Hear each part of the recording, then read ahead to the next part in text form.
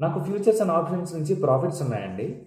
అది ఎలాగో business income కింద కన్సిడర్ చేయబడుతుంది కాబట్టి నేను బుక్స్ ఆఫ్ అకౌంట్స్ మెయింటైన్ చేయాల్సిన అవసరం రాకుండా 44AD కింద నేను ఇన్కమ్ ట్యాక్స్ రిటర్న్ ఫైల్ చేసుకుంటానండి. సో దట్ నేను బుక్స్ ఆఫ్ అకౌంట్స్ మెయింటైన్ చేయాల్సిన అవసరం లేదు.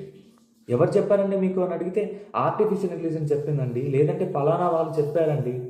44AD వేసుకుంటే బుక్స్ ఆఫ్ అకౌంట్స్ మెయింటైన్ చేయాల్సిన అవసరం లేదు కదా. ప్రస్తుతానికి లేదండి. మరి ఫ్యూచర్లో నెక్స్ట్ ఇయరే మీకు ఫ్యూచర్స్ అండ్ ఆప్షన్స్ నుంచి లాస్ వచ్చింది అనుకోండి, అప్పుడేం చేస్తారు? లాస్ వచ్చింది కదా అని చెప్పి మళ్ళీ 44ADలో వేస్తారా? అలా వేస్తే మీరు ట్యాక్స్ ఆడిట్ చేయించుకోవాల్సిందే.